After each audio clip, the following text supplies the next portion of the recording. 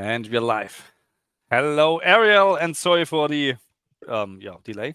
A little bit late. It was 2 my minutes fault. late. My apologies. Just coming It can't late. be my fault because I'm German. I'm always on time. Yes, absolutely. I mean, I was just coming from my guitar teaching job, and I was just getting a shower. But yeah, we're here, That's ready. fine. That's fine. That's fine. So how have you been? I'm doing great. Life is going good. Everything right now, everything is just working like just perfect. Everything. Yeah, So I'm so yeah. happy, so That excited. sounds good. Sounds Yeah. good. I think the only thing what is missing is a new CPU, GPU, huh? I need, you know what I'm gonna do next time, Jensen. I love to see Jensen, speaking. He's so smart and so funny. I mean, I'm a big Hopefully fan invite him, of yeah. him. Him talking. Next time he does the announcement of the GPUs, I'm gonna get some cash in hand, and I'm gonna be like 3 times the performance, and I throw cash to the air for Yeah, each of these and things. that's the topic for today. Expensive hobby. Yeah, it is. It is an expensive hobby, but I mean, depending what you like, because PlayStation 5, Xbox Series X are, in my opinion, affordable compared to a PC, high-end PC. But Yes, the yeah, consoles are affordable, but the thing is, you have Game Pass, you pay your subscription. I'm not a big fan of the idea because I like to feel like I own the game, even when, that's a controversial topic. But the thing is, you get the hype when a new game comes out, you want to play it, and the games are like, $60, $70. yeah, So you keep paying for games, and how many games do you have? If you count how much that is, it's more than the consoles, even more than the TV or what you are using to play. Basically, it's so much money. Incredible how yeah. It is. expensive It it is. is. It is. And I'm spending a lot of money on games. That's how it is. It is, but it's a hobby. You know what I mean? I mean, other people riding a motorbike and spending or riding like crazy a car and spending every year money on new tires. You know, I have Yeah, a friend of mine who's doing exactly this every year. $500, $600, $700 just for the tires. We're just talking about tires. There's nothing else included. You know what I mean? So that's how it is. Compared to this, gaming is actually affordable. But I get where people getting a little bit upset because with the latest games, AAA games, they are just more demanding. But I have to say, Alan Wake 2 looks just stunning. It looks stunning on my PC. Ray tracing, and that's how it is. I just yeah. love it, you know. And I But wanted to say, I don't get upset. I don't do rants like, just really getting. I'm having fun. Okay, sometimes I do a video trying to be scientific and explaining why and all of that. Sometimes I do something in between, something like a voice of reason. Let's talk about HDR accuracy or something like that. And sometimes it's just my feelings. Okay, so of course, don't take that too seriously. I don't even have the game. But it's how I feel about it when I see a 4090 barely getting 60 FPS. I don't feel good about that. See, but of course, when I titled the video, this couldn't be worse. Of course, it could be worse. Just wait for Alan Wake 3. yeah, but then we have a 5090, no worries. No, I get it. And those games, those games are going to sell graphic cards. Those games, and that's how it is probably meant to be. You know what I mean? So the same like when there's a PlayStation 6 is going to be released or whatever, and they, just for an example, if they would do a new Ratchet and Clank for PlayStation 6, I would probably buy 2 PlayStation 6 because this is how you sell hardware with the games. And if you have games that are really demanding, people tending to upgrade their PC. So it's a win-win situation for all the other companies, not for us. But Yeah. And also, let me say something. Maybe some people don't understand really what my complaint with, Unreal Engine 5 and these demanding games. My main complaint is that for some reason, that maybe doesn't even have anything to do with they pushing the graphics or the lighting or whatever. For some reason, they look blurry to the point where I play the game on my plasma TV, which is 1080p, 60 inches, and I don't feel that huge sharpness downgrade from 4K. There's something very wrong with the game where I cannot see that massive downgrade from 1080p, from 4K to 1080p. And it is something that these developers are missing. There is a fix for it. People are telling me now, hey, you're complaining that the game looks blurry. You go to the config file, you change this and that and whatever. How the developers don't realize that? Why do we have to go to the config file of the game, of a brand new game, and fix how sharp the game looks? That should be a given because it's very important. Yeah, but this is probably the same as with the black level flow in Starfield, creators intent probably. So well, this and is by something... the way, the main question that I have for you, by the way, how do you see the colors? Because people are telling me, and I saw it on the videos, I see like a green filter on the game. Especially when you just open the menu, it looks green. Do you see like a ugly color filter? That's just okay. So let me just share this. That's PlayStation 5, okay? At the moment. That's PlayStation 5. There is maybe a filter, whatever, but here that's a little bit further in the game, or not just a little bit further in the game, but this looks pretty good to me, There is, apart from the lower resolution compared to PC version, and some aliasing here on the power lines, what you can see here, the shimmering.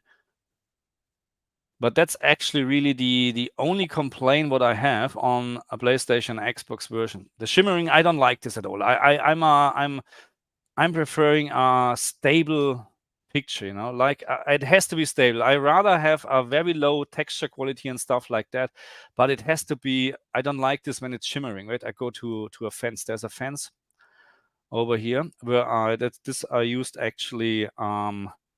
Yeah, I didn't notice shimmering. I need to say something here because I'm testing this game now on a new LCD screen, which I'm going to do a video in a couple of days. Was that a stutter on the game, or was that just a recording? No, that's live at the moment. So there shouldn't be stuttering actually, because this should be quite. I measured there was no FPS drop. Maybe that's because of StreamYard or whatever. So this part runs with 60 FPS stable on both consoles. But can you see this here? I hate this. This is exactly the same what we had in Horizon Forbidden West in the very beginning, when it was just shimmering like this. And you have this on very fine objects on PlayStation and Xbox. There's no difference, okay? Full stop. I can't see that the Xbox is actually better than the PlayStation 5 just because of the native mesh support, let's call it like this, or the direct mesh support. So PlayStation 5, Xbox looks pretty good. But here, Yamato, I didn't notice shimmer. So the thing is, I'm testing a new LCD monitor, which I got sent from a company, and I'm doing a video about this. And I'm playing a lot on this monitor at the moment, and I can tell you, in terms of all the issues on flaws, what I'm seeing on the OLED screen with games, it is not as bad on an LCD screen, because the LCD screen is so, I wouldn't say so blurry against an OLED screen, but you have this motion blur, what you can't get rid of because of the LCD, because how fast the gray to gray. Yes. So, and that's why so many people saying, oh, my game is fine, my game is fine. Yes, because you're playing on an LCD screen. You can't see what the game is actually outputting, because the LCD screen makes the picture blurry. Full stop. And I tested it. Yeah. I tested an LCD TV. Yeah. I played 30 FPS games on this monitor, and I say, look, it doesn't look too bad. I mean, you have the input lag and stuff like that, but in terms of the stuttering, LCD is so much better. Don't get me wrong, it's not better because it's just blurry, okay? But I can understand people why they're saying, oh, I don't have problems. Yeah, so what happens is that the stutter, when you get more frames, the stutter becomes motion blur. So on LCDs, I tested a TV.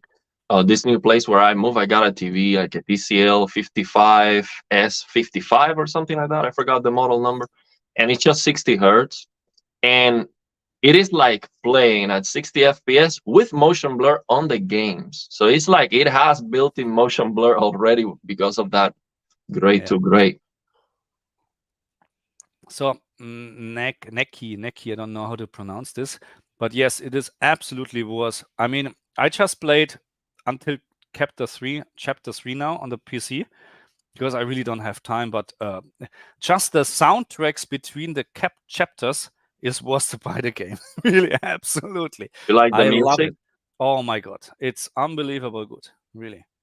So the game is good, aside from, how happy you could be with the graphics or the performance. Absolutely. You like the game? I like the game. Some people saying it has nothing to do with Alan Wake 1, but hey, it's the sequel. You know what I mean? I like it. I like what you have to do. I like the horror moments, the shock moments, and yeah, I just like it. Yeah, and also let me tell you what happened with me. I was really, upset with, not upset, like I didn't like Control. So I was like already predisposed with Alan Wake 2 because they're using the same engine, this Northlight engine. And Control is the game that I have reinstalled more times on my PC because a lot of people say, and even the experts, they say, oh, Control looks amazing, ray tracing, look at that. And it looks absolutely awful to me. It's because it looks blurry. The color grading, it kind of looks like grayish. There's no way I could play it just because basically I tried the game. Oh, it looks terrible. Then I watch a video hyping it up. Oh, this looks amazing. Okay, let me give it another try. Yeah. Okay, no, it looks bad. And then I try it again with an HDR mod that comes out. You also tested that. So, in my opinion, yeah, go ahead. So you like it, Control? What do you think about it? No, so Control was in terms of is not comparable in terms of the visual quality to Alan Wake 2. That's my opinion. Full stop. Alan Wake 2 looks really stunning even on the Xbox on PS5. Apart from the shimmering and the frame drops, what you have more on the PlayStation 5 than the Xbox, but that's just a minor thing because VRR is taking care about this. But it looks fine, absolutely. Not like fine, like let's say a Spider-Man or Ratchet and Clank or something like that. Fine, but it's really good looking in my opinion. Yeah, especially on the PC. Yeah, what I think may be happening, because some people are saying here on the chat that they tried the config file to fix the sharpness of the game on the PC, and they still say that it looks blurry. Maybe I think what's happening is that to get this lighting quality, which I can see it on the videos, especially when you show the ray tracing with your 4080. I can see the lighting. It looks good, very, very good. And I agree that lighting is probably the single most impactful thing to the game. And you can just look to Minecraft, Minecraft, which is just like simple geometry. You add path tracing to that, and it just looks unbelievably good. That's how you can see that the difference that lighting makes. Okay, but the thing is, when you start increasing the fidelity with the lighting and all of that, maybe they have to make some compromises. And that's the compromises maybe that most people don't see or they're not bothered with, it really bothers me. Like things like that, how sharp the game looks. And yeah, I was showing this game. I'm not sure if you tested this game, Bright Memory Infinite, which is just on Unreal Engine 4. I haven't so far, I think. This game was developed by one person. So people are telling me this new version, this person got like more people to help him or something like that. But initially the game was created by one guy on Unreal Engine 4. And it looks stunning. Hey, what's up, TKK? How's it going, man? TKK is in the house. Hey, how are you? So this game, you have to try it out, because my complaints with Unreal Engine 5, with this game and many of them, It's like basically if you try this game, Bright Memory Infinite or Infinite Bright Memory, something like that, you will see what I mean. That game looks so sharp. I'm talking about you can try FSR, XeSS, DLSS, native TAA.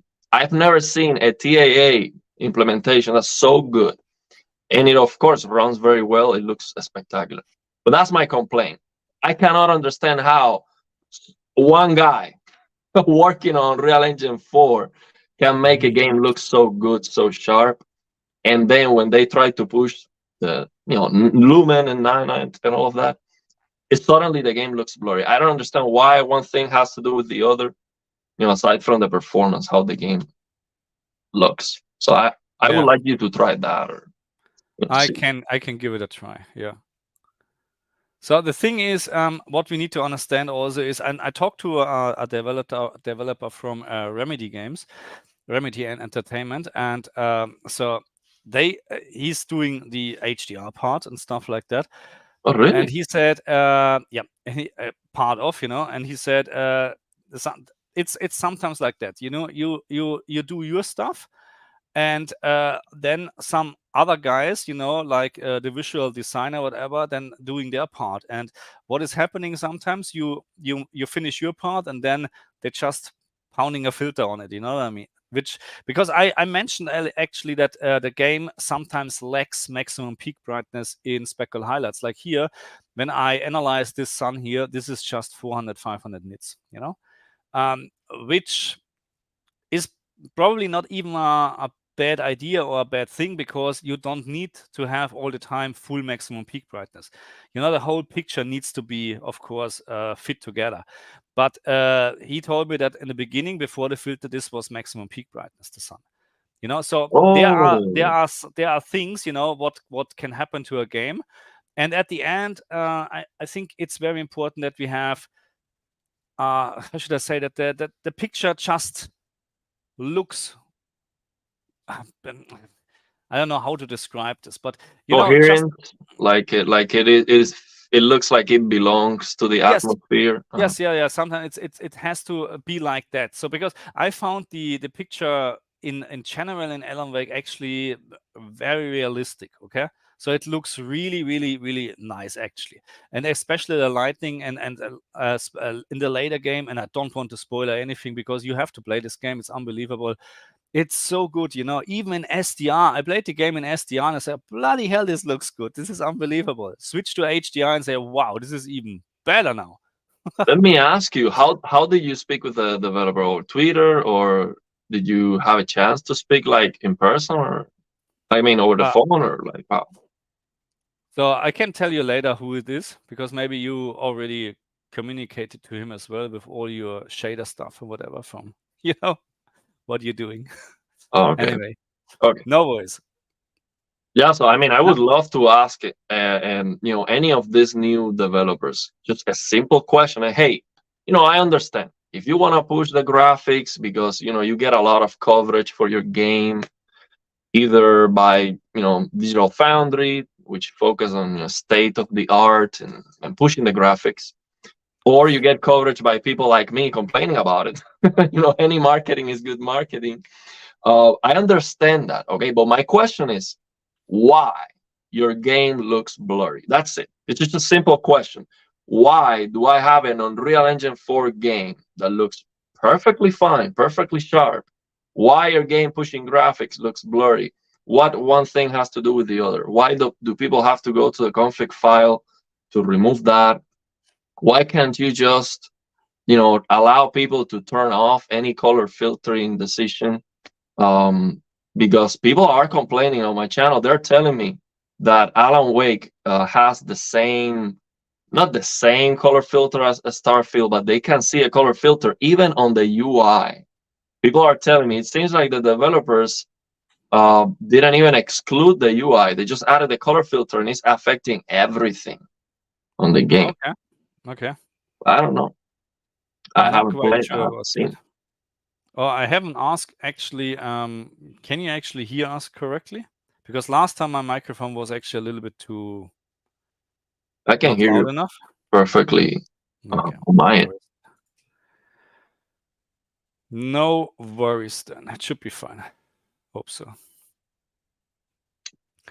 Also, but anyway, yeah. so Go ahead. Seti saying that the problem is Alan Wake 2 is that they don't let you turn off vignette, depth of field, and lens distortion in the actual game menu. It looks blurry and terrible with these settings on.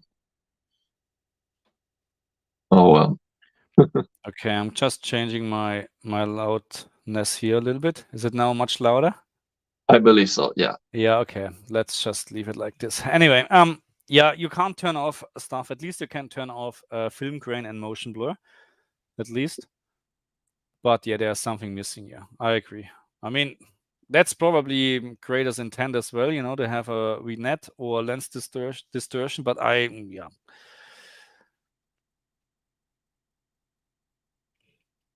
It wasn't a Marcus problem anymore. Okay. Okay. So is it now better, or? Because the problem is I'm using this PC sometimes also for recording for my videos, and then I have to change the loudness on the other microphone again. And now I forgot to change it back. But anyway. I just want to say, I want to address this comment. I see, Albania says the Northlight engine is made for storytelling, not for sharp graphics. I don't know, because Control is very, it's trying to be spectacular with the gameplay, particle effects, destruction, a lot of things moving and running. But in general, I see this comment from reviewers and people testing the performance of the game. They say something like, okay, well, this is not a fast-paced game, so you don't need a lot high FPS because it's just a storytelling. I need high FPS for everything. Why? Because high FPS looks better. Okay, don't tell me because it's like slow pace, then 30 FPS is okay, or it's just the same. I want all the games to run fast. So I'm perfectly fine with games pushing the graphics. But this game, you lowered settings to medium, and it's still trying to use ray tracing, like software-based ray tracing, based on Digital Foundry and stuff. So I just want to have the option for the games to be scalable, because not everyone has a 4080 or even a 3080. I have people sometimes commenting on the videos, bro, you have a 3-year-old GPU. That's not. It's like, okay, your 3080 is not good enough. It has to be good enough. You're not supposed to buy a GPU every year, okay? Or otherwise, gaming is for rich, like you're saying on the title of the video. It's just not expected that you have to upgrade your GPU every year. So who are they giving a good experience to? You need to have your game scalable so everyone can play it. Yeah, but at some point, I mean, yeah, that's how it is. I mean, the main problem is in this game, or it's not a problem, but it's the mesh shader what they're using. And the older graphic cards, they don't have this. That's why you can play it, but with 10, 12, 15 FPS. Yeah, you don't get the usual performance that you would get with the older GPUs. Yeah. You get less than the performance you usually get like that. Yeah, that's how it is. But anyway, so I'm happy actually with the graphical quality in Alan Wake 2. But again, just really on my powerful PC. So I tried it on my 3070, which is this right now where we doing the live stream. And again, this is just the PlayStation 5, what you can see here right now. That's not the PC version, but there's a big difference, of course. 3070 with just 8GB of RAM versus a 4080, not even comparable. And it doesn't make much fun, because in a later game, it actually drops again to 40, 50 FPS, even with low settings. We're not even talking about ray tracing, okay? And we're talking about 1440p main resolution, and then DLSS balanced or performance. So it's even lower. That's pretty bad. And how would you compare Alan Wake 2 with Spider-Man? The new Spider-Man 2? And just in terms of the visuals, because I don't like Spider-Man in terms of gameplay, I'm not a huge fan. The visuals are the visuals are more how should I say cleaner in Spider-Man on the console. Okay, it's cleaner on Spider-Man because you don't have the lasing, you don't have the fizzling, the shimmering. It's cleaner on Spider-Man, but this is to expect because we're talking about PlayStation 5 game. Okay, so I was actually a little bit more expecting in terms of Spider-Man, but it looks really good. Gameplay wise, I prefer Alan Wake over Spider-Man any day. Oh, really? Yeah, absolutely. Okay. That's just I just don't like Spider-Man gameplay. That's just, has nothing to do with the game is not good. Really? I mean, a Spider-Man gameplay is like the same, Batman formula, which is like you just press a button and he goes directly to the enemies, and then you do the combos. I like it a lot actually because it's spectacular. You have Okay. those, Yeah. you have those fancy animations, and it's just pressing buttons, like smashing buttons, and I like it that you have to like defend, like press the block button on time when they are attacking you, so you can. I like it that gameplay is very very. It works very well. I mean, we have so many games with that gameplay. We have Batman, we have the Shadow of War, Shadow of Mordor. It's the same system. It works very effective. Oh, of course, the Gotham Knights, which I recently installed, by the way, and it was a lot better. Oh yeah, Gotham Knights is on Game Pass, I think. I tested. I downloaded it on the PC, but I haven't played it. So it is running so much better now than what it was. But for some reason, when you're driving the motorcycle, everything looks like it is slowing down. The speed of the game looks like it is it looks like they are preventing the motorcycle from going too fast to prevent issues with loading the city or popping or something like that, because it feels so slow. So then they add an effect to the sides to give you like a speed effect, but you're going so slow. It's so bad looking. I just don't understand. That's probably the worst driving experience of any game in a very long time. Aside from that, I actually like the game. Some of the I need to try it because I like to analyze HDR in this game actually, because I don't know if it's good or not. It's but good. This is something what I personally don't understand. Epic Store will keep me from playing Alan Wake, sadly. I don't understand why people I don't like Epic Games. Honestly, I like Epic Games more than Steam. I don't know I couldn't care less where I start my game. Really, I couldn't care less. Really. No, but the reason why I like it more is just because of the interface. I think that what people don't like about Epic Games or Steam or whatever is probably their business model or something. Some people say, "Oh, I'm only going to buy it from GOG because it is DRM free or whatever."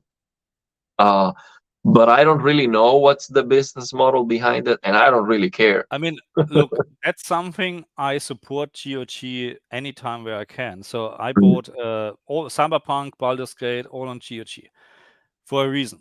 Because I don't like DRM stuff, because this is very bad, because it just can turn off your game if you want to.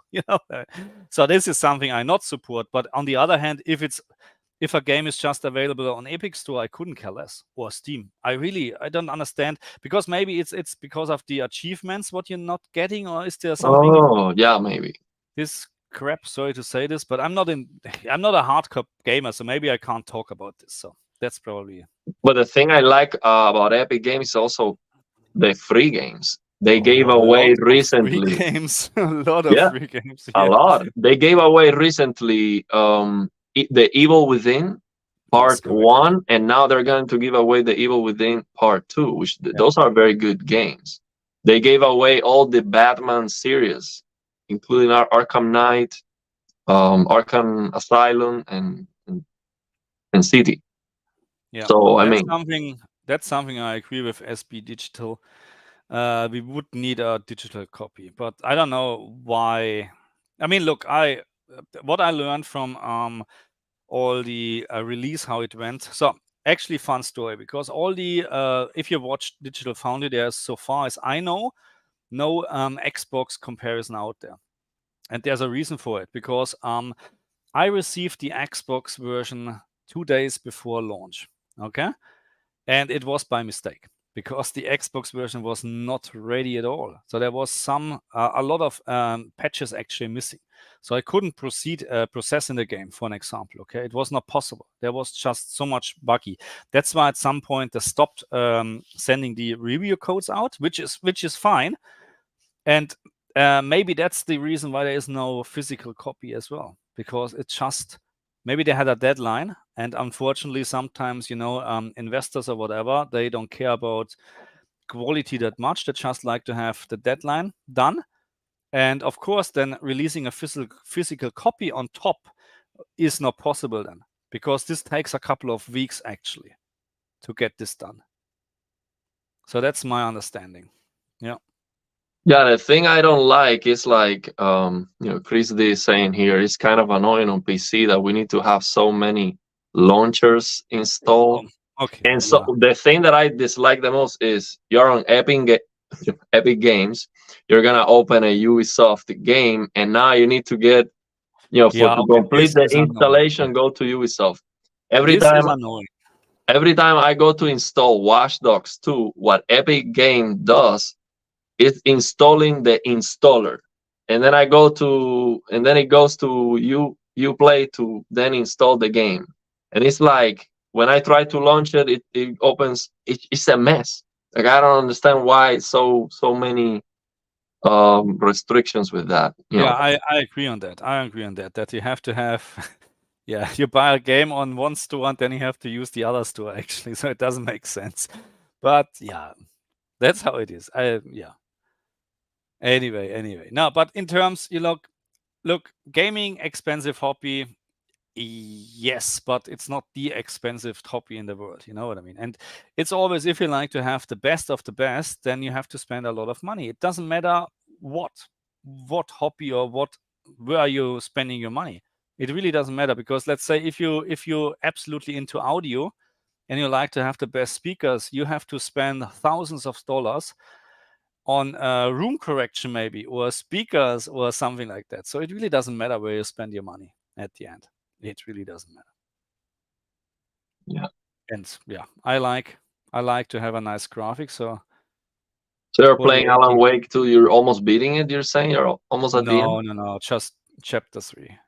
Oh, okay. And this was, since then, this is the PlayStation 5 version. Again, I played on the PC for the graphical, because it looks just much better with ray tracing on. Absolutely much better.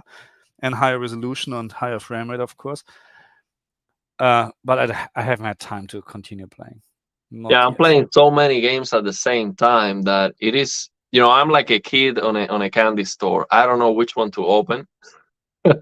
I'm playing Lords of the Fallen, and a game that's called Asterigos. It's like Asterigos Course of the Stars, something like that. It's like an indie game, a Souls-like, very good game, in my opinion. It has some bugs, you see that, it has a lot of defects, but I'm okay with it because I like it in general and I'm enjoying it. So I have, sometimes what I do is play many games at the same time, because the kind of games that I play, sometimes I might get stuck, because it's a boss that is like, you cannot beat the boss. So then I go to the other game. So, okay, I'm done with this guy. Let me try to jump to progress. I have many of Souls games open at the same time. And yeah. What about Lords of the Fallen? Have you beaten it? I haven't beat it yet. I am stuck with one of the stuck in the progress. They are, and I like it. Some people don't like when the developers decide to throw a lot of enemies at you and have like a boss fight that is multiple enemies, because they think, oh, that's just a cheap way to increase the difficulty. But I really enjoy that. I like that idea, but I'm stuck with it. But I really like the game, and I have to say, I have a lot of issues with how the game looks and performs and all of that, but I really like it. That's why I didn't do a rant about it. I basically loaded it up on Alan Wake because I was not looking forward to it, but I'm still gonna give it a try, man, because it might be a good game. I just didn't like Control and how it looked, and that's why I thought, oh, it's same engine, so it's gonna look I'm similar. not a big fan of Control either. How it looks. No, it doesn't. But it's not comparable. I mean, look at this graphic. This is just PlayStation 5. Just PlayStation 5. And I mean, it depends on what screen or TV you're playing. You probably won't hardly notice a difference between PC and PlayStation 5 without ray tracing on. Because it's the only thing really is resolution, this shimmering here on the fence, what you can see here right now. This is very annoying. I don't like this stuff at all, but that's unfortunately what you get from FSR upscaling. Yeah, but another thing is there are some games where you see a fence, and even if you lower the resolution, the fence still looks good. So I'm not sure. I'm not an expert or a game developer, but I think that the alpha effect or something like that, they are the ones that are challenging or something like that. The thing is, you realize there are some games that have objects that look very solid. Even if you lower the resolution, you still don't get any shimmering. I don't know why that is, and why they can just do more of that, so you don't get that shimmering. But yeah, it is what it is. And here, even the screen space reflections here are looking actually really good, in my opinion. Of course, no comparison with real ray tracing, but that's another thing. For example, you've seen on Uncharted, if it doesn't have ray trace reflections, but in Uncharted, which by the way, I am not a big fan of how it looks because of the same issue. It looks blurry, very blurry. Even 4K DLSS quality, I don't understand why. But the reflections in Uncharted, I'm not gonna say they look like ray trace reflections, but when you look down on a reflection, that's a screen space, you usually lose the objects that are on the reflection because they are not on screen anymore.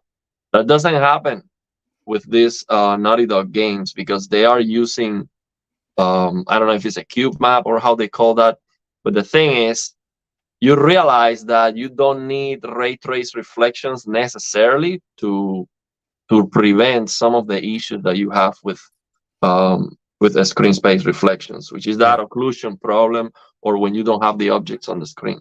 And I don't see any reason why a game like this, which has a static time of the day, it doesn't have a dynamic time of the day, why they can just do the same thing that Uncharted is doing, which is basically, you wouldn't see that. I mean, I don't know which difference you would be able to see between ray trace reflections and what Uncharted is doing. I would need to ask Alex from Digital Foundry to see what the difference would be, because it, like, why do you use ray tracing? So basically, when you look down, for example, right there, if you look down, you see that the house disappears because it's no longer on screen. You see everything disappears.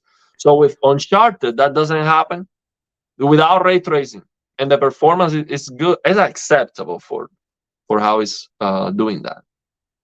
And it's very hard to see here, but I compared this particular scene here. I think you can see it, all this the noise in the water, which is kind of weird, looks ugly. And with ray tracing, this is absolute clear. But I mean, okay, of course you need a 4080 for this, because otherwise it doesn't make fun to play the game. The noise here in the background under the fence. Yeah, the resolution of the reflection. It's very, very bad here. But again, we're just talking about a PlayStation 5. This is also what some people need to understand. Finally, we're talking about a $500 console, versus or let me get this in Australian, 750 Australian dollar console versus $1,800 GPU, just a GPU, what I paid for my 4080, $1,800. How can you expect the same quality? It is not possible. The quality for the $500 or $750 console is actually stunning it's compared to the insane. 1800. Off Yeah, the chart. The value of a console is yeah, insane. Like, no absolutely. question about that. People need to understand this finally, And the thing is what I learned through all my life, with my experience when I bought TVs, when I bought audio stuff and whatever, the last 10% of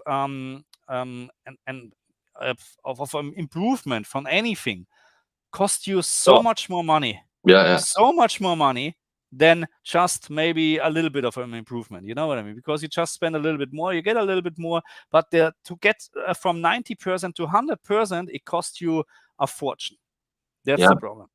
I wanted to highlight this comment because it is mentioning Dolby Vision.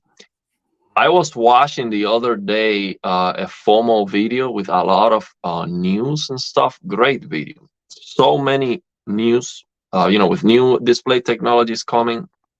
And he was talking about Dolby Vision and Unreal Engine with HDR10 Plus, Dolby Vision, and Unreal Engine. And basically, there is a plugin for Unreal Engine that the developers can use to now have HDR10 Plus on their games and also Dolby Vision.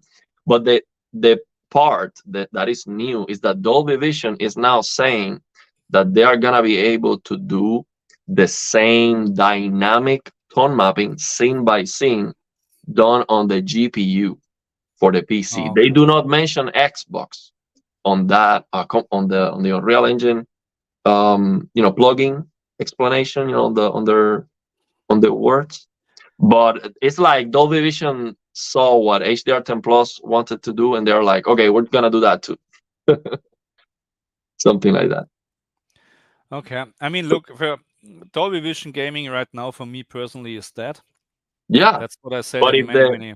But if they start using it on Unreal Engine, yeah, if they start using it, because right now there's exactly one game which supports it natively, and it's a game I don't really like. So, I mean, that's why I recommend so many, and LG and all the other TVs. So LG, for example, needs to have better Dolby Vision gaming out of the box calibration then before I can recommend this again. But I would appreciate this. If we're pushing forward HDR10 and Dolby Vision gaming, of course, would be great, because it can deliver, or it should deliver, a much better experience. Should. No, and the best thing about Unreal Engine is because most of the games that we get are Unreal Engine games.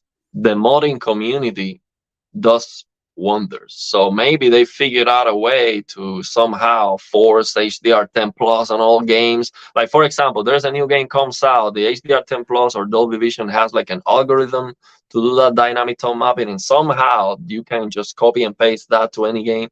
They will do that. So you can just get it on every game. That would be awesome if it's possible. Maybe it's not. I don't know. Probably not that easy, but at the end, you need to understand it's always more work for developers, and I'm actually happy that we're getting a game like this nowadays. Alan Wake 2, which has some issues with texture loading and pop-ins and stuff like that, but overall, it's on a good quality. I mean, have you seen the bugs from Spider-Man? Have you seen the videos what some people encountered? The bugs? Yeah. It's unbelievable. When you went off track, because it's more or less, I like Alan Wake. It's a linear game. Okay, there's not much you can do actually. Well, in the very beginning, okay, of course you have the open world city, but in the very beginning there's actually you follow a path to the next mission whatsoever. But when you went a little bit off track, you had so many bugs. The Spidey stuck in the sand and stuff like that. But that's how it is. Yeah. I mean, all games have their bugs. Some of them are a lot worse than others. To be honest, I rarely find myself the bugs because I usually do what I'm supposed to do. People try to find the bugs, they do, and there are people that are very good at finding bugs. Actually, that's a job. There are some people that their job is just to break the game, so the developers can. So they can report to the developers, hey, there's this issue here, this issue there. So yeah. So Glassy is writing, Sony had the chance to beat LG with Dolby Vision gaming on the A95L, and now the odds of that happening are very low. So my question is why? I'm not following at the moment I Yeah, try to stay out of new TVs because I really don't have money to spend right now, and I know exactly when I'm terrible with this because maybe I need this. No, I don't have this. I don't want to. I think Classy made a video about the Dolby Vision, and the title was that it was broken on the A95L. I'm not sure. Maybe I am. Okay, I'm not surprised about this stuff anymore. You know what I mean? Because and I don't understand this. This is for me unacceptable. You release a new product and you have features like Dolby Vision, HDRG. HDRG was broken on the LG G3 as well in the beginning. You know, it was.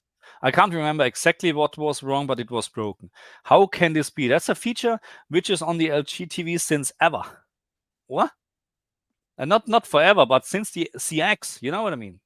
Yeah. So forever. You know what I mean? Or maybe even for the C9. I don't know really.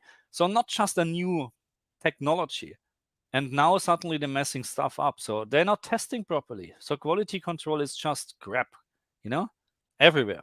Yeah, in my opinion, like, I mean, every HDR TV should have a tone mapping off option, meaning, okay, just give me the best calibration you can and do hard clip at the maximum peak brightness. And also another thing that's very annoying to me for TVs is that some of them have post processing that you cannot turn off. For example, the A95L, I've seen some videos that say that it has like a little bit of sharpening, that the only way to get rid of it is using game mode.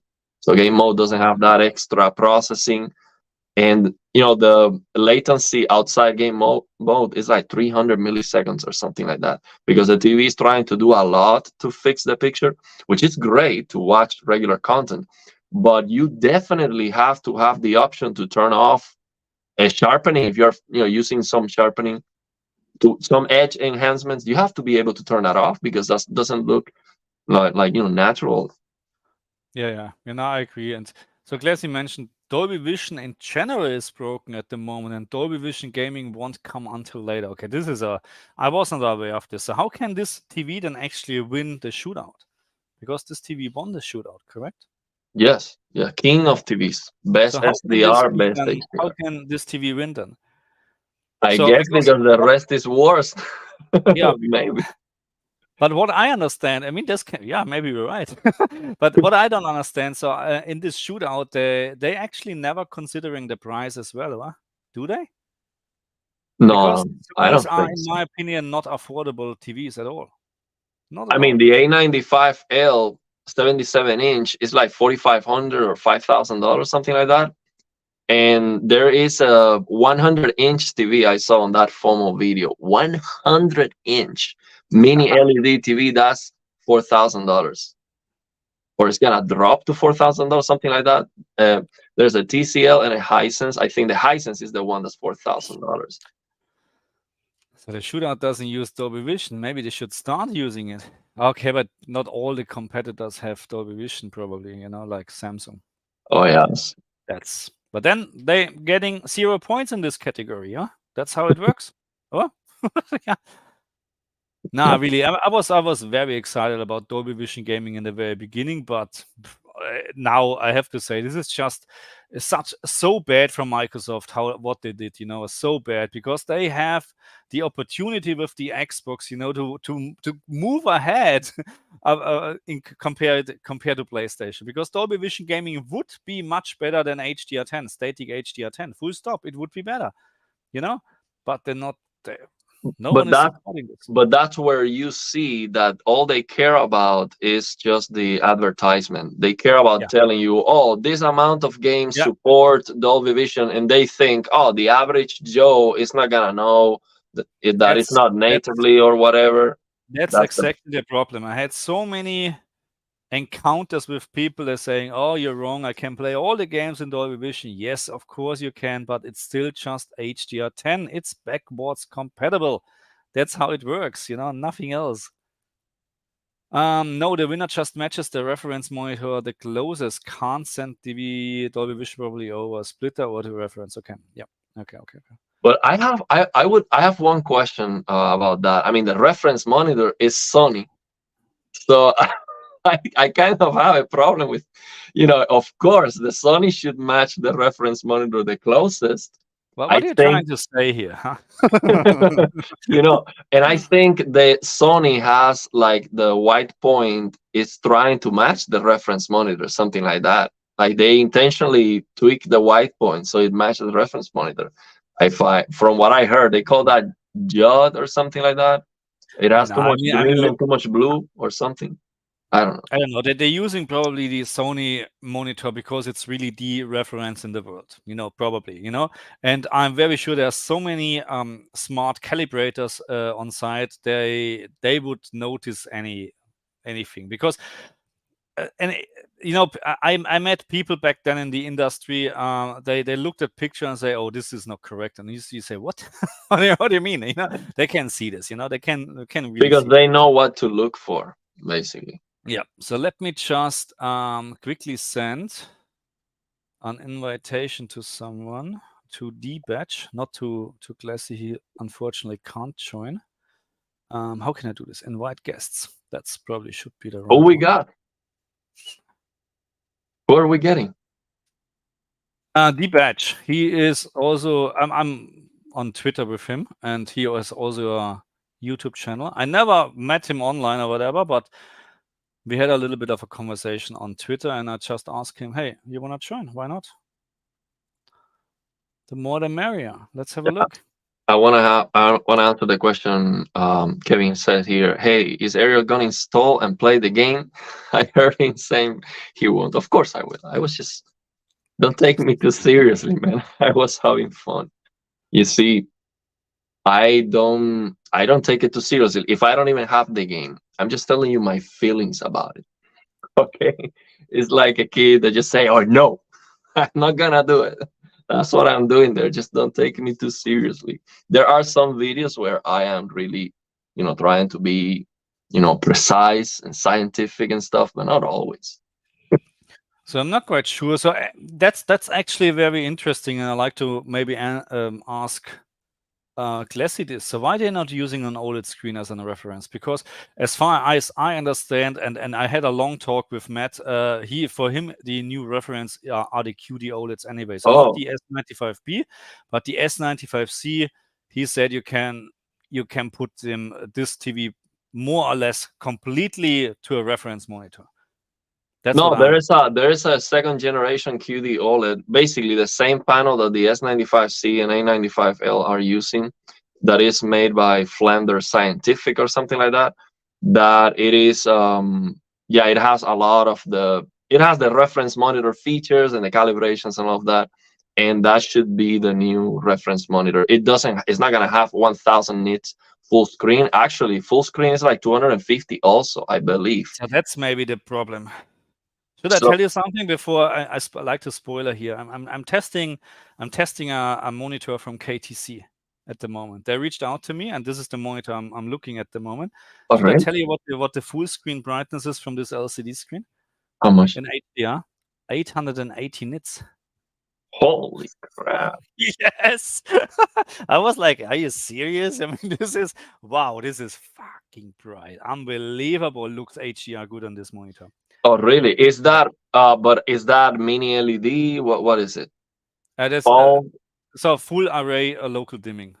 Oh, full array local dimming. But we have not spoiler. I can't talk about this because it's. Oh no, it's not. Okay. No, I can talk because that's because I need to do advertising anyway for the screen, But hey, we have 1,152 dimming zones on a 32-inch screen. 1,152. So this doesn't for reference. The Samsung QN95B, what I had, 65-inch TV had 720 dimming zones. Okay, so now do your math. No, and the Sony. Yeah, and the Sony mini LED. What was the name of that? The X95L, I believe. It had a lot less than that, like 300. I forgot 200, 300 dimming zones, something like that. So very low. It's still an LCD screen, and there are some downsides, of course, with LCD. But I'm really impressed. Actually, I'm really impressed. You I mean, know? 800 nits full screen. The thing is, one thing I don't like is some games have like no mercy. Like they have a lot of loading screens that are full white, Yeah, and which is even terrible. yeah, and even with the low brightness of my LG OLED, Yeah. it still bothers me. So imagine you're suddenly playing a horror game or something that your eyes get adapted to the darkness, and then suddenly, boom, white screen on your face. 800 nits. Yeah. So let me just bring the batch. Hope he's ready. Let me just bring him to the stage. Hey, you're live. Can you hear us? No, not yet at the moment. So let's just wait a little bit. Maybe he's ready in 5. But yeah, now 880 nits, I was like, wow, okay, this is really, because HDR makes suddenly a complete different picture compared to OLED. So again, I like, of course, the picture quality from OLED better, because you have still slightly better contrast, but the contrast is really pretty good. Absolutely fantastic, I have to say. So, and again, 880 nits, I tried with a couple of games like Forza or whatever, or Spider-Man, which has great HDR, or even Alan Wake, to test actually blooming on halo effects, but almost 1,200 dimming zones, there is no problem with blooming or halo, no problem at all. It's really impressive. Yeah. I'm I'll be interested on one day getting like a very bright mini LED, especially because they have great opportunity to get the motion clarity. Like I'm talking about NVIDIA ULMB 2.0 certified or something like that, which is gonna have 1 millisecond of persistence or better. So if it Yeah. has great picture quality on top of that, that's definitely a selling point in my opinion. But I don't know of any of those yet to be very very good in terms of picture quality, but they are coming for sure. Did you see the new QD OLED monitors announced? The No, 240 hertz. again, I don't want to stay away from this. They Okay, are let me. coming in January, I believe. Hey, Yeah, you B, should be are able you to hear here? me now. Yeah, you can hear me? Yes, Yeah. we All can right. hear you loud and Yep. clear. How are you? I'm good. How's it going, guys? How's it going? Not too bad, not too bad. So first time that we met online, actually, or we can hear our voice. That's Yeah. how are you? I'm Good. good, man. I'm good, man. First of all, I got to say I love the work that you do. You do fantastic work, and I especially like your HDR work. There's not many guys out there right now that do quality HDR consistently on the consoles on PC. So I gotta commend you there, because when I'm having like an issue and I see something is out of whack, I'm like, am I the only one getting this issue? And then sometimes I just turn to your video. So I gotta give you your due there. Thank you very much. Thank you very much. And I hope that not many people are doing this in the future. Anyway, now, so topic is today Alan Wake 2 and how demanding it is on PC and console. But I still believe it's a very good looking game, even on the consoles. Even on the consoles, it's very good looking. The only issue what I have is really the shimmering and the lower resolution compared to PC. But what about you? Have you played the game so far?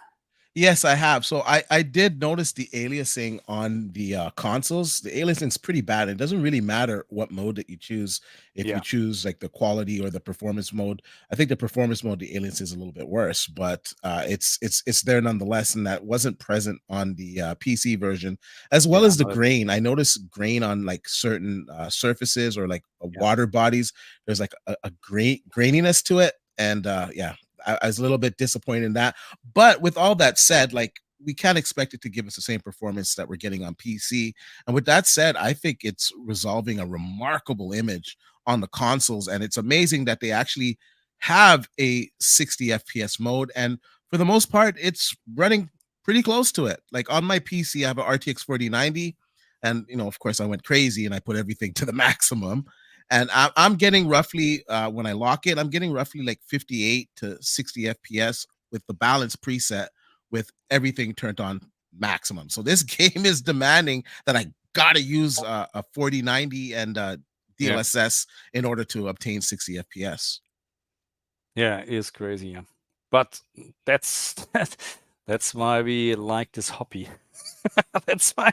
And yeah, spending a lot of money. I was back then I was between 4090 and 4080, but I just couldn't, sacrifice to pay $1,000 more, 1,000 Australian dollar more over the 4080. Really, seriously. So the 4080 was 1,800, and the 4090 was 2,800 roughly. And I said no. For let's say 30 FPS more, you pay $1,000. No, I'm not. I can't. If someone is asking me what you're spending your money on, I say, yeah, I was saying you're crazy. You had Jensen on your head. The more you buy, the more you save. The more you buy, the more you save. It's actually no, but look, if it's a different story. I mean, look, maybe 20, 25 years, 30 years ago, if I would have the same income, I would buy a 4090. Maybe I would buy two, because it doesn't matter, But now you have family, you have to pay mortgage, you have to do this. No, you can't sacrifice this anymore. It doesn't work. I'll say this. Of course I got a 4090, but I wouldn't have purchased a 4090. I thought the price was pretty high too, but I got a good deal. I got a good sale on my RTX 3080, the Strix model, actually 3090, the Strix model. That was a high demand model, so I got a pretty good deal selling it. So I use that to offset me getting the 4090. But I will say this about the 4080 with DLSS, like, I don't think you really need to cry over a 4090, to be honest with you, because no, absolutely not. With DLSS and a 4090, there's a lot of frames that I'm getting that like I can't even realize them because my monitor taps out at like 120 hertz, right? So yeah, no, it's fun. So the only one who needs a new GPU is Ariel, actually. Yeah, the thing is, fundraiser for him. The thing is, when I think about getting a new GPU, I think about, okay, which game am I gonna play? So I already play most of the games we have. So the games that are coming out, like Alan Wake, I wouldn't be happy with the performance, even if I get a 4090, because you see, for me, the only way I would play 60 FPS is rock solid to use OLED Motion Pro on my LG C1, because I am adapt. Most of the games I'm playing is 100 FPS, or if I can, I get 120 solid, so no drops. So I'm talking about my GPU is like 85%. I'm getting 100 frames per second.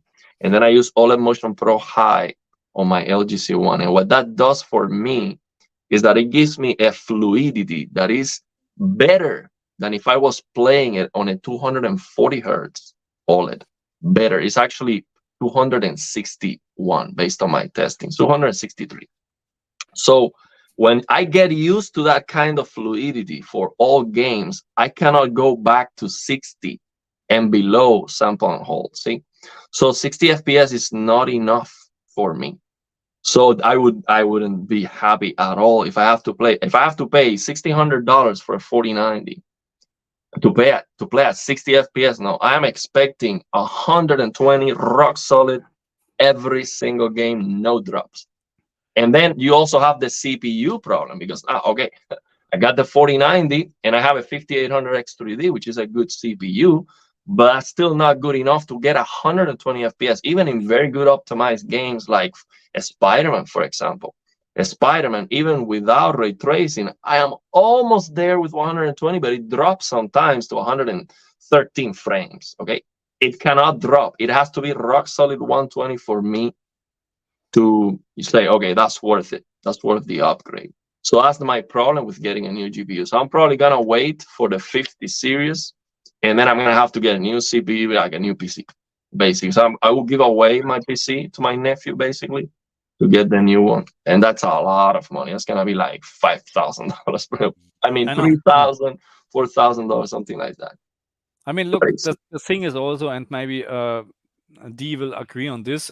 It's for me at some point, it's not just, when I decided to get a new GPU, it was also an investment because of the channel, because you need to move a little bit forward. And again, 4090 would, of course, maybe get more views, but it's just stupid. So anyway, different story. But this is sometimes what that's what I have to consider now, because I have to pay now actually also tax on the YouTube income. You know what I mean? And my tax guy told me, hey, if you now have to pay tax, you can spend. Right enough. Yeah. And so and at the end, because I'm not a PC player at all, usually not. So I like my console because it's plug and play. You just start playing. You don't need to bother about settings and whatsoever, because I know I spend so much time with Alan Wake to trigger this setting. Oh, I have 2 frames more. Should I play with this? And then you have in your back, in your mind, you have, no, I like to have the highest quality. Oh my goodness, you waste so much time instead of gaming. Yeah, is it the same? Absolutely. Absolutely. It's such an expensive hobby. Like Ariel was saying, I had to basically upgrade my whole rig, because now I had a 3090 paired up with a 5800X XT, right? Or sorry, 5800X 3D, and that was not going to cut it for my 4090, because I'm going to leave performance on the floor. So I had to upgrade to the 7000 series, which is a new motherboard, new RAM. And then I'm like, okay, well, I'm going this far, I might as well get a new case. So I got a Hyatt case, and then you start spending. It's such an expensive hobby. And I honestly, and I say this to most people, unless you're going with like a 4080 or 4090 or 7900 XTX or even 7900 XT, I wouldn't even bother upgrading this generation. It just really isn't worth it. The last generation cards are holding up real well. And with FSR and DLSS in play now, like, you're getting awesome performance, honestly. Yeah. It's really for 4K, honestly. These GPUs, I would only recommend if you want 4K, you're trying to reach like 100 FPS and above. Really, that's the only reason to upgrade to the new cards. Yeah.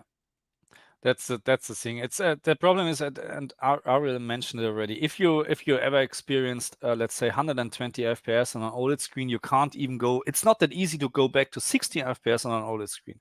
It's not that easy. And there are people out there that just using, and this is also what I don't understand. They're spending thousands of dollars for a PC and then using their crappy $200 screen, 10 years old, and then trying to tell me, oh, HDR is crap. So of course it's crap.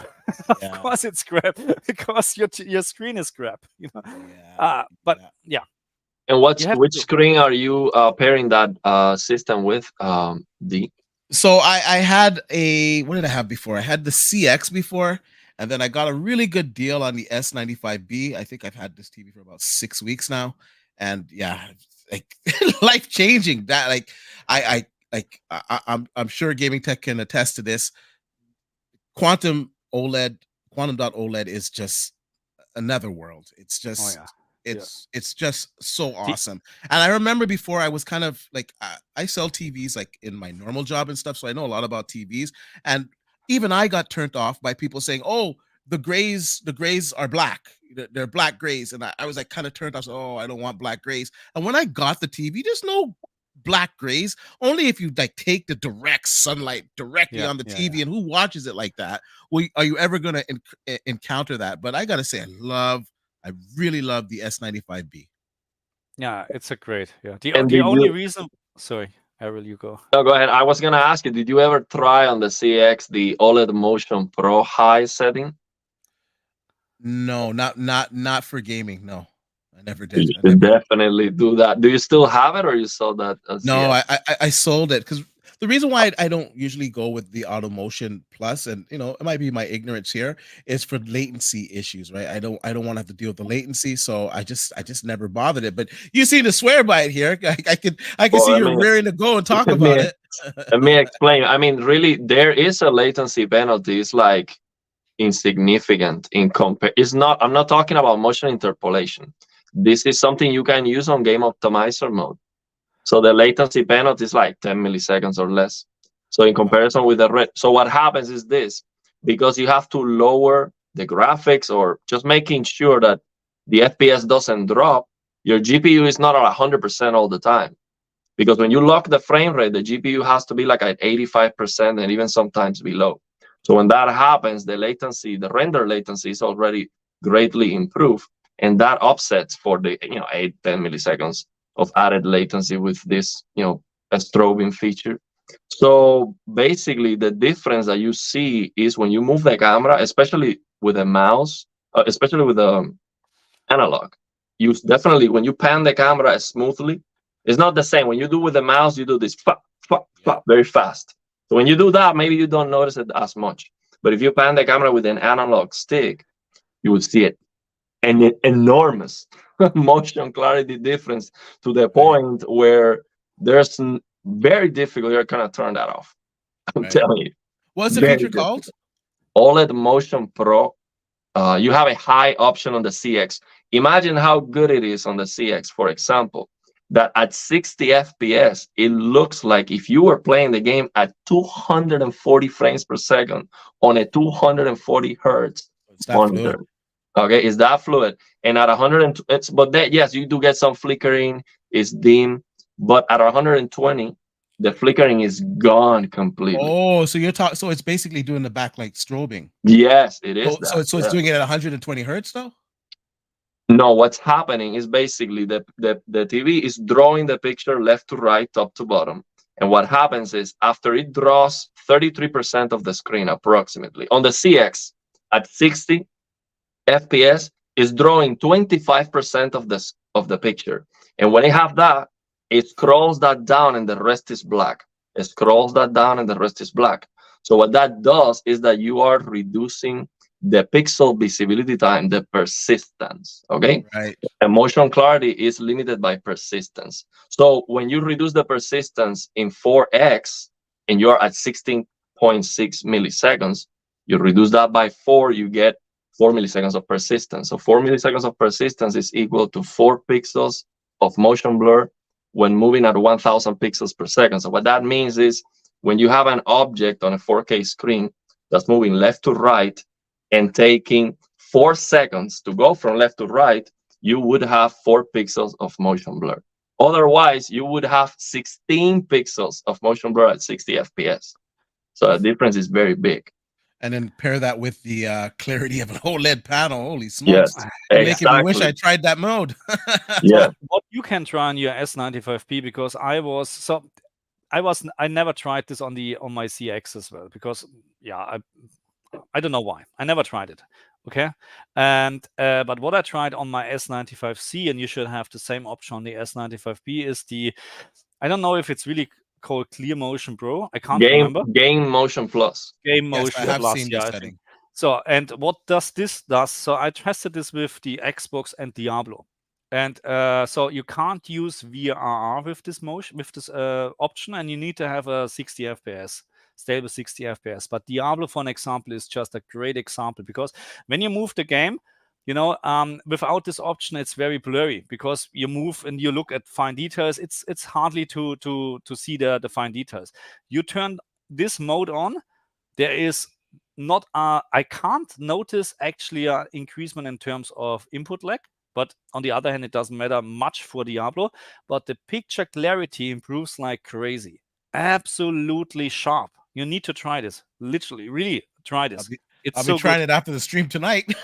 Yeah, definitely. I mean, that feature is very good, because then there's no brightness loss, because you can get HDR. You can get the full HDR effect, because it's interpolation. It's basically creating frames like frame generation does.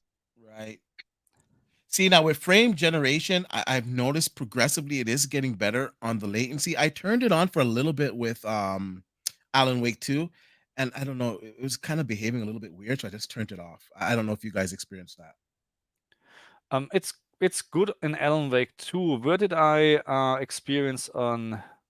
Was it Cyberpunk where I didn't like it, because it's great, really a lot of input lag actually, or latency. So maybe it's just better in Alan Wake 2. I didn't feel latency. It was the image quality, but maybe I need to turn VSync off, because to my recollection, aren't you supposed to turn VSync off for frame generation? No. So you want VSync all the time for all this kind of, for frame generation. The best option would always be to lock the FPS VSync on, and the thing is, this frame generation gets better the higher the FPS, of course. So ideally, if you test this on an upcoming 4K 240 hertz display at 240 frames per second, when the base frame rate is 120 plus, you shouldn't be able to see any defects like latency issues. Yeah, you get a little bit of penalty, but it's gonna be so good. So that's the idea with this. So I really hope that Nvidia and AMD, they quadruple the frame rate, because these TVs can do that. These TVs are able to quadruple the frame with the interpolation. So Nvidia has no issue doing that. I don't know why they haven't done it. Maybe because we don't have such a high refresh rate monitors yet. But that's what's gonna be the real game changer. Let's say we have a 500 hertz or 480 hertz OLED, which we're supposed to get next year. There's an LG OLED, this WRGB OLED that is 4K 240 hertz, and it's gonna have a 1080p option at 480 hertz. What the heck is going on? Yeah. So, and also there is a QDOLED coming. That's 1440p 360 hertz coming in January. Okay, it's almost here. Alienware QDOLED. It's 27-inch only. I gotta say this, I'm so happy that PC gamers and people that just game on monitors are finally having a good choice. For so many years, the PC monitors have been so far behind the technology, man. Absolutely. I'm so happy that this is happening now. Yeah, absolutely. Yeah. No, it's really, if you and that's the thing. If you ever experienced OLED, it's very hard to go back to LCD anyway. Yeah. Because but I agree with you. I played on so many shit LCD screens or monitors in general, and suddenly or finally we're getting actually proper quality in this market as well. It was about time. Yeah, I still prefer TVs because you have so many options. So I really hope that TVs follow up and we start getting 240 hertz 4K TVs too. Why can't we get a damn display port on our TVs? Like, what is going on? Why can't we get a display port? You know that gamers are using these televisions. Why not put a display port on it? Absolutely. Yeah. I agree. But what would be the advantage over HDMI 2.1? Well, maybe the driver or the communication with Windows. I don't know, because here's the thing. You see that these TVs, like these LG TVs at least, or we connected to a PC and they are not receiving HDR metadata. So when you use tone mapping off on the TV doesn't detect. Basically, Windows is not sending metadata, so the TV is not changing the tone mapping curve accordingly like it should. But monitors, I have a member of our community that sent me pictures of an LG Ultra Gear monitor. Right. That on the service menu, he was able to see in game when he changed the slider, the big brightness slider. It was in what's the name of this PS5 exclusive? Days Gone. He changed the brightness slider in the game, and the TV the monitor was changing the tone mapping curve accordingly. So the game is the monitor is receiving the metadata, and that's not happening on the TV. So maybe if they decide to add display port, then the Windows will see it as a monitor and it would be supported, and then it would receive the metadata. So you don't have to be, everyone doesn't have to be aware of, I need to change it manually, or some TVs don't even have the option to change the tone mapping curve. Yeah, with my S95B, there's a mod that you go into the service menu. I think it's called the MaxLu mod or something. And you got to make the changes in there, and then it'll track the HGIG properly. If you don't do that, it doesn't track it properly. And sometimes even so, I don't know, man, HGIG, maybe Gaming Tech can talk on this. Sometimes it's like hit and miss for me, man. Yeah, correct. Yeah. In Alan Wake 2, it works pretty well, in my opinion. But other games like Assassin's Creed Mirage, it's just not to recommend at all. So would you go? So what is your recommendation on that game? In Assassin's Creed? Yeah. Dynamic tone mapping on. Yeah. Unfortunately. Yeah. see the dynamic tone mapping, like it's so hit and miss as well, because sometimes you're going far beyond what the game is supposed to be rendering, right? in HDR too, right?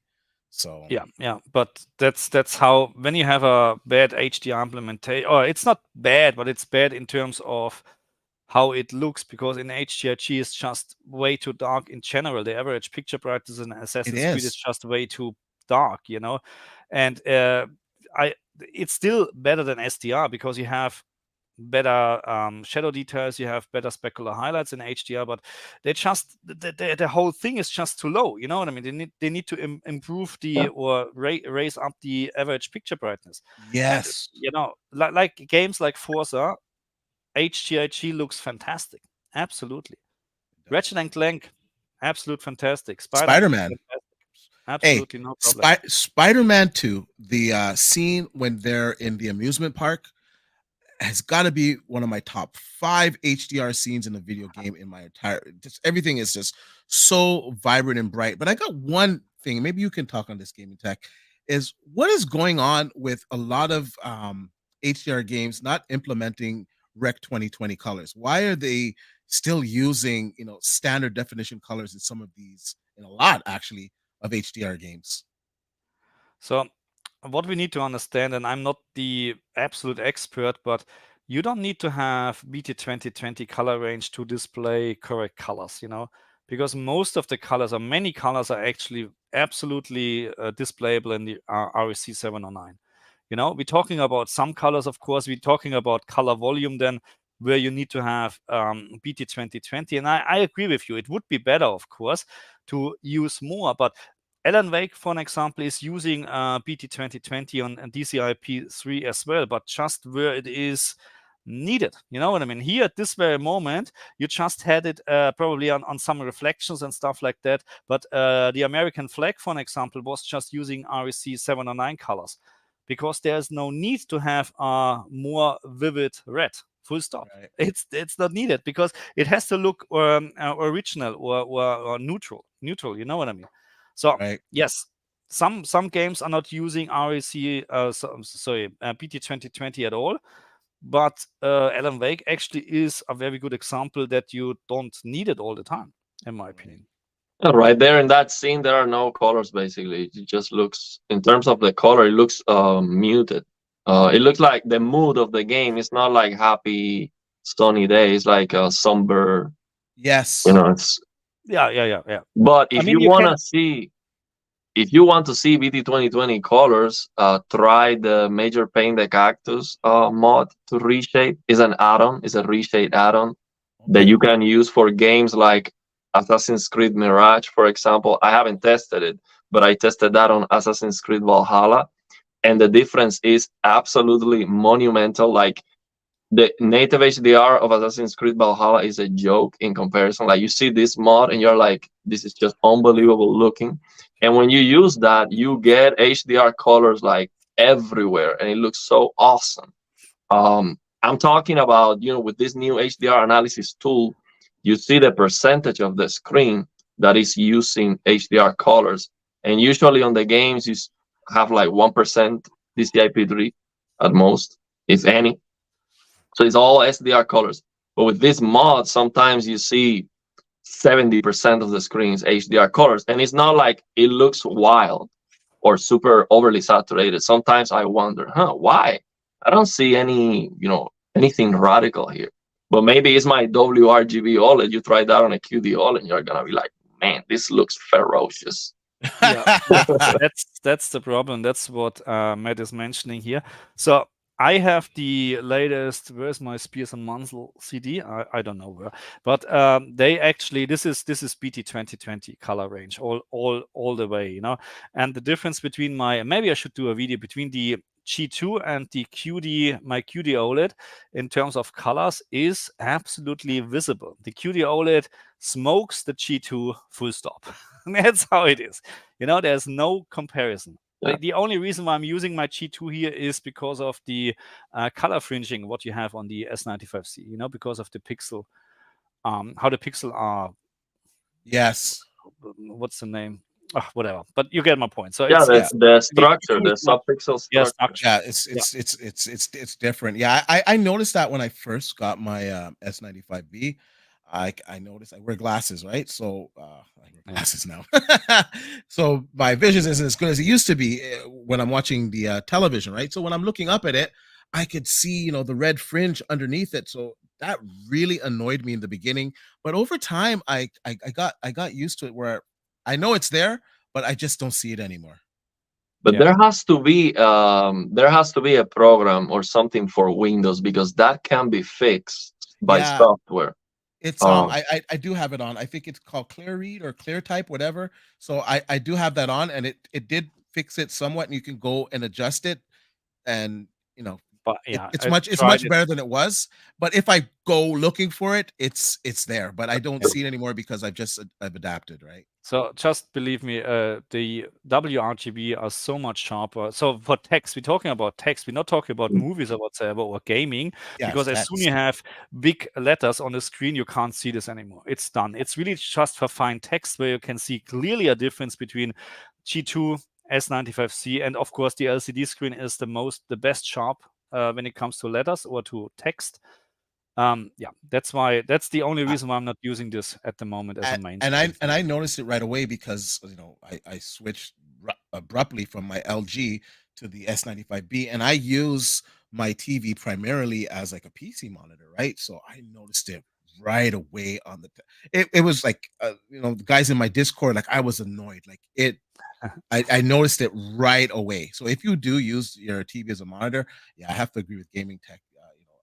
but these new monitors coming on January, they are saying that Change the structure. they changed that a little bit, so it is not as bothersome anymore. And also, you know, just a smaller screen maybe is not as noticeable. Right. You know, the pixel density is higher, 4K Yeah, at 32-inch. that's for sure an advantage, of course. If you have 4K on a 32-inch compared to a 65-inch, yeah, it's sharper for sure. So let me ask you a question, Gaming Tech. Are you scared to upgrade your TV's firmware? Oh, now the S95C is on the latest now. With your S95B, I don't know what firmware you are on, but probably already the latest one. So, because I'm talking a lot to people, you know, Classitech or also Matt, you know, they all using a S95C, and I was scared in the very beginning. My S95C was off grid, absolutely. Oh, wow. But now it's on the latest, and there's no issue anymore. I think Samsung learned about their mistakes. Yes.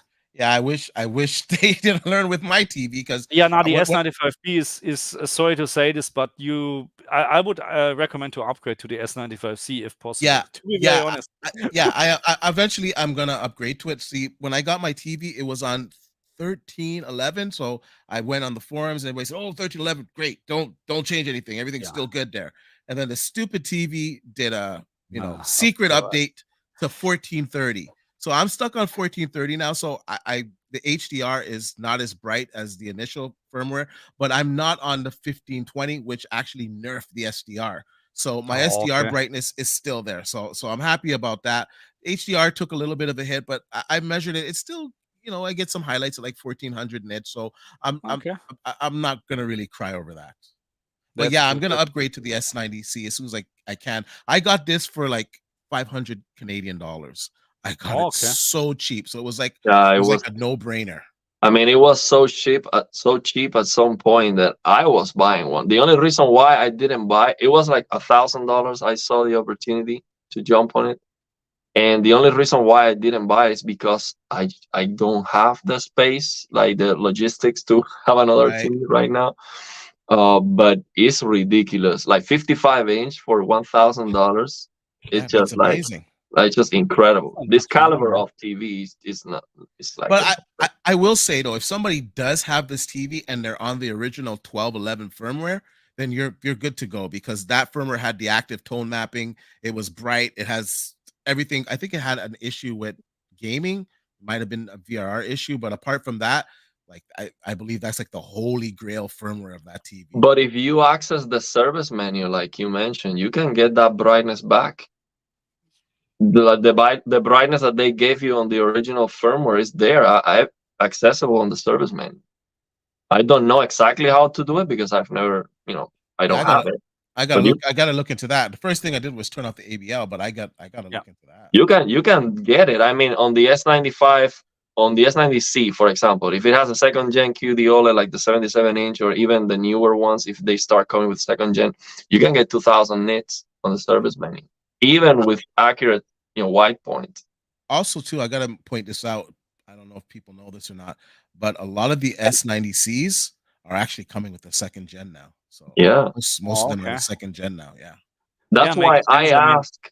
Yeah, I asked TKK. I did a live stream with TKK. The first question for him was, is there a way to notice the difference just by looking at it?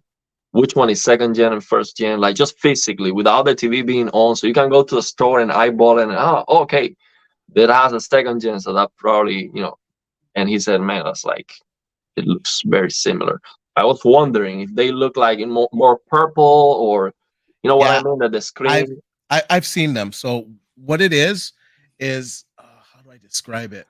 The color, some of the colors will look the same and some colors will look a little bit different. So in the background of Gaming Tech's TV, he's got like that purple shade there, right? It's like a pink purple shade, right? Yeah. Like on the newer model of the QDOLED, that purple shade would be a little bit darker and richer. And I noticed that orange is a little bit richer too. It's like a different tone of orange. And then there's some colors that look really similar, but I overall, you have to have them side by side pretty much. Yeah, that's what I was gonna say. To notice the difference, you would need it side by side. So it is very unlikely that you're gonna get, for example, two S90Cs 55-inch side by side on the store to notice. Oh, that one is second gen, so give me that. Yeah. No. So I was expecting to notice the difference just physically somehow. Well, when I used to be really active on the ABS forums. I kind of slacked off over the years, but when I used to be active, we used to know all the panel numbers. So if someone can find out what the panel number is of the new S90Cs that have the new quantum dot OLED panel, you just find the panel number, then you can just pretty much see it on the TV, because all the TV boxes will have the panel number on the side, right? That makes sense. Yeah, it makes sense for Samsung to actually include the second, because they don't need to produce two panels then. No. And they move on to the next generation. Anyway, I'm looking actually forward what LG is doing next year, because apparently they don't want to improve their TVs anymore. Whatever that means, But yeah, let's see. So we have. Yeah, I was gonna say we have the technologies coming. Phosphorus blue, which if that comes to QDOLED, the backlight is all blue fluorescence. If you change that to phosphorus blue, that's gonna be insane, because fluorescent is like 25% of the energy is light. Phosphorescent would be like 100% of the energy.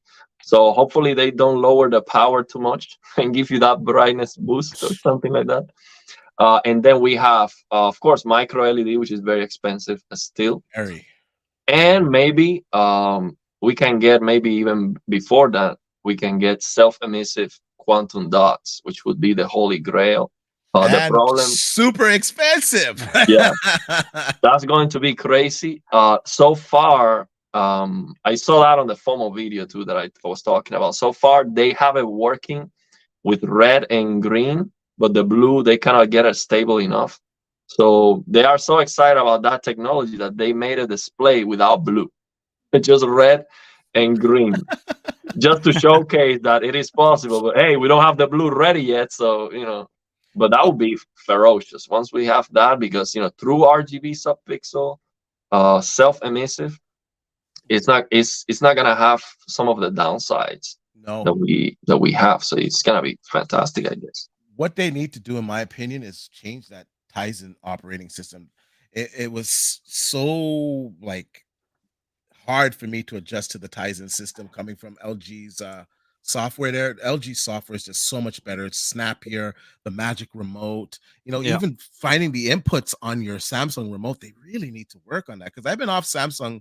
I don't like Samsung as my main display for years, right? I've just been on LG, and they need to work on that, man.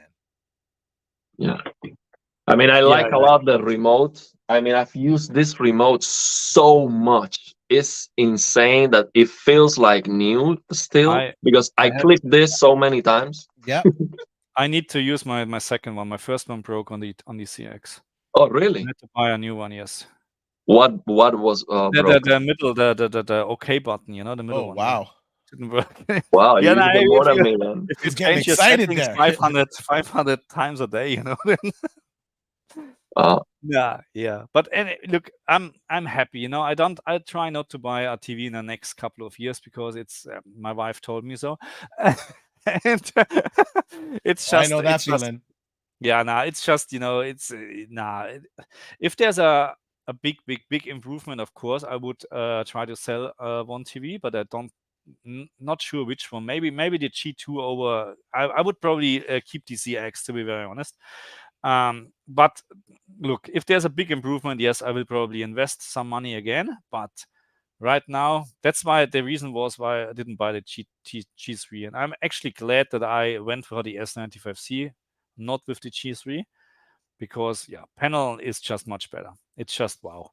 Yeah, the G3, what I notice is that it does get insanely bright. Like it gets really bright, but it's But washed out. Like it's at some point. What I found is, and this is also what's many people actually verified. You get specular highlights; they're brighter as on the S95C, yes, but you don't have the details in. It's because it's just insanely bright. You know, it's just over brightened probably. So yeah, the thing is that the white subpixel, it seems like it does washes out the colors a little bit, because I noticed on my LG C1 SDR, without pushing that high, peak brightness, that white subpixel, it does look more saturated. So I can get a higher color saturation on SDR, because when that white subpixel is trying to push hard, it seems like you do lose a little bit of color saturation. Yeah, and I didn't like that. See, your name, Plasma TV Gaming. I was a huge plasma guy, right? So that was one of the reasons why I went to LG, because it wasn't over brightening things, it wasn't washing out the colors. The blacks were blacks, the colors looked really good, but of course, you were stuck in that 800 nit container, but it still looked fantastic.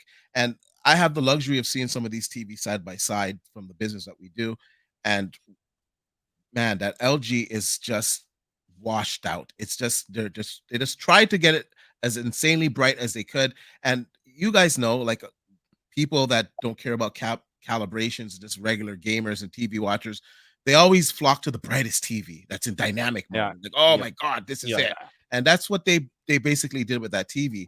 The S95 B, C, and the Sony QD-OLED, those are the TVs for me that I think look the best. And I would say the X95K, they're the Sony mini LEDs, and this year's model, I think it's the L. These are the best TVs that one can get, in my opinion. Yeah. And Matt is right. When you turn off the peak brightness on the LGs, you can see more. Wouldn't say vibrant is the wrong word, but better colors. Because the color reproduction on the LG WRGB OLED TVs, there's no comparison with QDOLEDs. Full stop. It can't be that bright. And the problem is now you're pushing, even with the new LG G3, they're using the same panel technology. Now and there was this comparison video from KG where he compared the S95C with the G3, and especially colors like yellow, green, and red, so much better on the S95C, and not over bright, not like over saturated, just better. Okay, so yeah, For me, good, but QD-OLED much better. Yeah, I mean the things that W, that white subpixel washing out things. I mean, for me to be unhappy, I'm not an expert, but I have my eyes and I see what I see. I was unhappy with the LG C1 coming from a plasma TV. I'm unhappy with the colors. I was like, man, the colors look. I'm not getting this color saturation. I'm not talking about accuracy. I noticed that the colors were not popping. And I briefly, well, I still have it in the office, but I have a the 900B, the mini LED, and I wanted to test that out because everyone's talking about the mini LEDs. So I said, okay, I can get it. Let me test it out. And I was fairly happy with it until like I kind of watched it off axis, and then I could still see a lot of blooming in it. I was like, we're still not there. And this TV is supposed to have so many zones. And I think personally, well, the Sony one does a good job. I'll give it this to the Sony. But apart from the Sony ones, I think we're still kind of far off with the mini LEDs. I think that technology has to go the way of micro LED when it's affordable. Yeah, and we also have the inkjet printed OLED, this Yay OLED. TCL has. There's also RGB. It could be great. I think that technology, it gives you like good.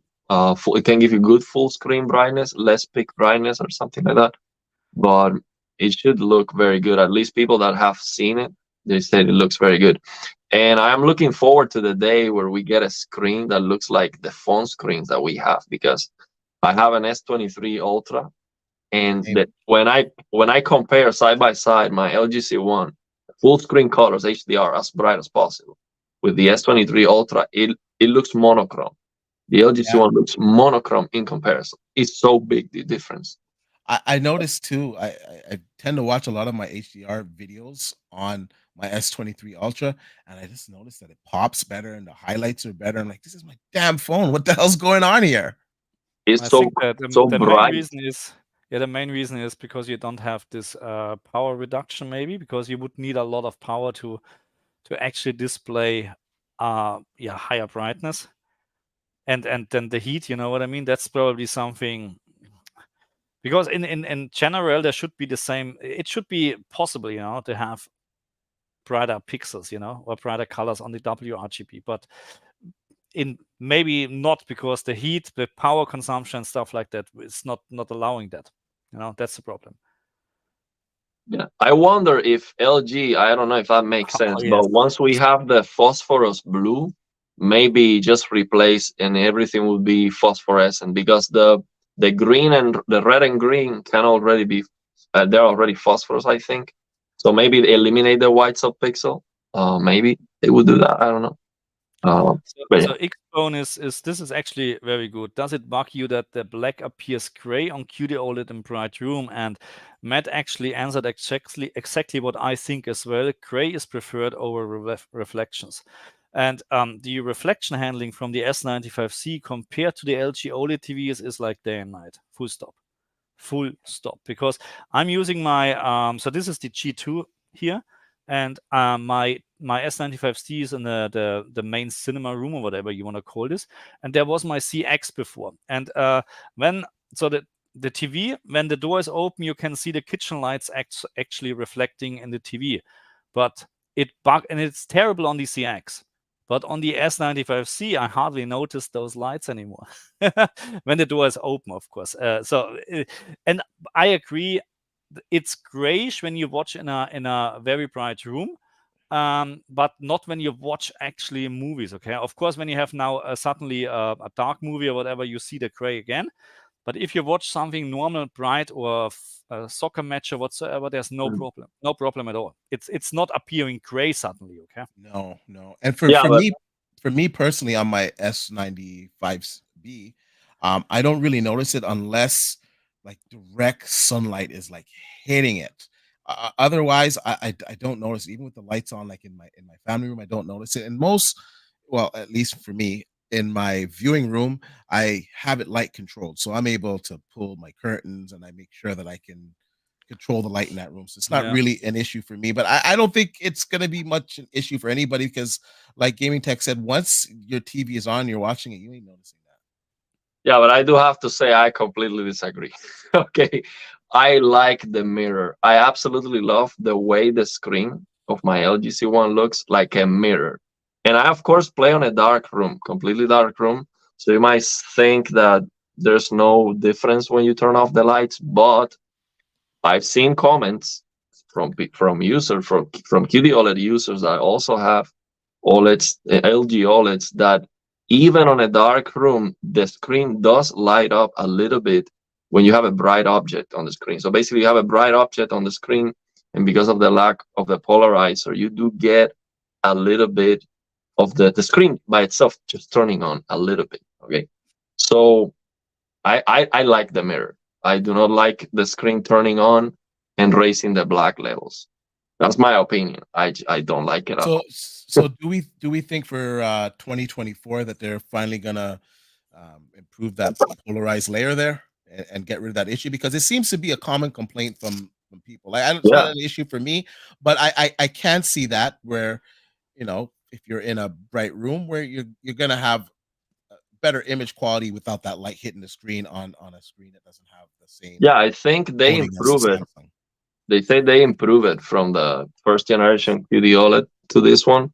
But in my opinion, I would like to see a QDOLED with a polarizer, if possible, with a screen looking like the LG OLEDs look before the G3, because with the G3, they also remove the polarizer and raise the black levels, which is not a good thing, in my opinion. It doesn't look better to remove the polarizer and raise the black levels under lighting conditions. Okay, that's my opinion. I do not like it.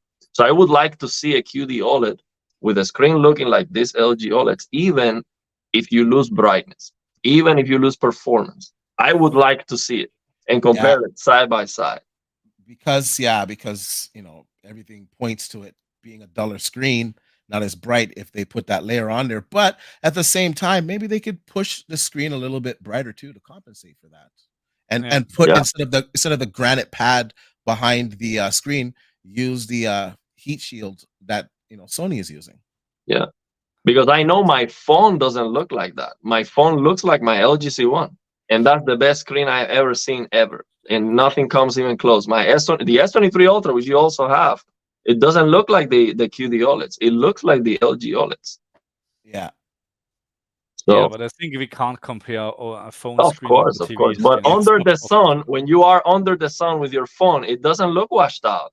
If your phone had a screen like a QD OLED under the sun, it would look terrible. But I think you kind of hit the nail on the head earlier, though. I think there's a problem with driving a bigger screen to the same level that they're driving that phone, because Samsung struggled for years. See, I've been in the business, so I know behind the scenes they've been trying to bring something like this to the market for years. And the reason why they didn't bring it to the market, because they wanted to guarantee that you wouldn't get any type of burn-in, because they didn't want to deal with all of that, right? So they had a hard time driving the bigger screens with the same brightness as their smaller screens. Now, Samsung has mastered the smaller AMOLED OLED screens. They're the master of it. There's so much so that Apple has to come and get their screens, right? But, you know, hopefully they can conquer it on the big screen as well.